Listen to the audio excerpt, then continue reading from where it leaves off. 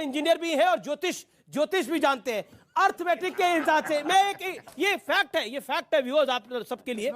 सुधांशु जी एक बात बताइए, अगर अर्थमेटिक के हिसाब से अगर हम समझे और एस्ट्रोलॉजी के हिसाब से भी अगर हम समझे, और साथ ही साथ मैं एक और चीज ऐड कर रहा हूं, हिंदू संस्कृति के उत्थान और पतन के हिसाब से भी हम समझे, तो भारत के लिए ये कैसा युग है। मैं काल की बात नहीं करता, साल की बात नहीं करता, युग की बात करता हूं। एक सेकेंड क्या इस साल चाइना और पाकिस्तान से हम कब्जा मुक्त हो जाएंगे? क्या पीओके वापस ले लेंगे हम? ये और बता दीजिए एस्ट्रोलॉजी के हिसाब से। सारी तू है कौन रे?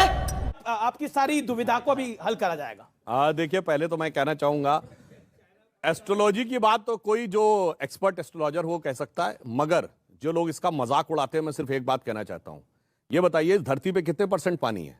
70% पानी है ना। हमारे शरीर में कितना परसेंट पानी है? 70% पानी है ना।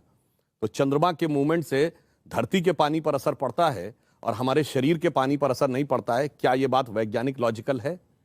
इसका अर्थ हुआ कि हर मूवमेंट के साथ असर पड़ता है। अब यह है कि अभी साइंस को उस मूवमेंट का असर नापना नहीं आया है, इसलिए वो इस ढंग का मजाक उड़ाते हैं। पर जहां तक आपने काल की बात कही, तो मैं ये कहूं कि जब भगवान राम का भव्य मंदिर आगे बढ़ रहा है, और ये कोई लोग कहते थे ना, रामलला हम आएंगे, मंदिर वहीं बनाएंगे, तारीख क्या नहीं आप कहते थे बताएंगे। भैया? नहीं, तारीख नहीं बताएंगे। वो तारीख नहीं थी, वो काल चक्र की गति थी। क्योंकि भगवान राम का मंदिर काल चक्र की एक बड़ी गति का प्रतीक था। और इसीलिए आप देखिए, ज्यों-ज्यों भारत आगे बढ़ा, त्यों-त्यों राम मंदिर का मामला आगे बढ़ा। हम 47 में आजाद हुए। कॉन्स्टिट्यूशन लिख के किस दिन तैयार हुआ? 26 नवंबर 1949, और रामलला प्रकट हुए 22-23 दिसंबर 1949। अब आप आइए, उसके बाद भारत के अंदर सबसे बड़ा परिवर्तन आया, अर्थव्यवस्था का परिवर्तन आया। 90 से 91 के बीच में अर्थव्यवस्था का ढांचा भी टूटा और विवादित ढांचा भी टूटा। भारत के अंदर भी बड़ा परिवर्तन आया, और इसके बाद सबसे बड़ा चेंज आया राम मंदिर के समय में। मैं बताना चाहता हूं, जब 2002 में एक बार शिला पूजन हुआ, 2002 और 3 जाके चेक कर लीजिएगा, 2002-3 पहली बार ऐसा था जब हम एक क्वार्टर के लिए चाइना को आगे निकले थे 10.5% के साथ। फिर आया 2010, जब इलाहाबाद हाईकोर्ट की लखनऊ बेंच ने जजमेंट दिया।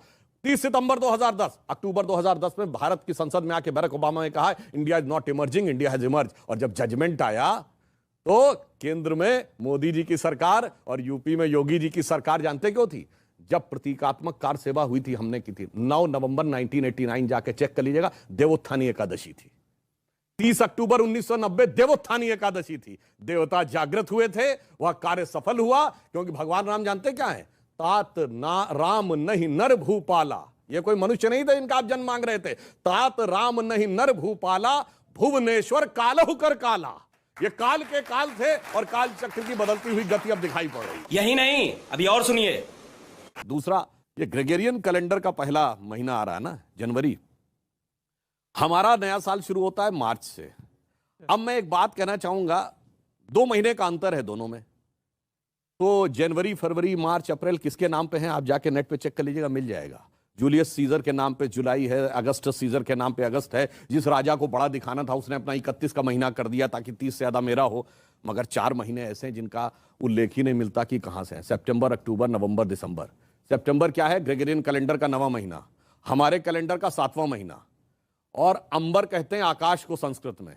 जब 12 जोडियक में आप डिवाइड करते हैं, जब सूर्य सप्त अंबर में है तो वो सप्तंबर है, अष्ट अंबर में है तो अक्टूबर है, नवम अंबर में है तो नवंबर है, दशम अंबर में है तो दिसंबर है। और जिनको मेरी बात के ऊपर कोई यकीन ना हो, तो मैं पूछना चाहता हूं, बता दो ओरिजिन ऑफ द वर्ड सितंबर, अक्टूबर, नवंबर, दिसंबर। और फिर यदि ये सब कुछ सच है, तो जिन जिन लोगों ने अपने महीने का नाम बड़ा करने के लिए 31 का महीना किया, तो सारे कटने कहां से चाहिए थे? आखिरी महीने से कटने चाहिए थे ना।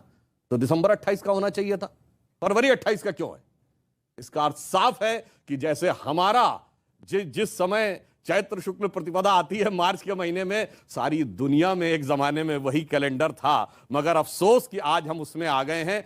धीरे धीरे कुहासा छट रहा है। शोक की पिछली रजनी बीच विलसता सुख का नवल प्रभात, एक पर्दा व झीना नील छुपाए है जिसमें सुख गात।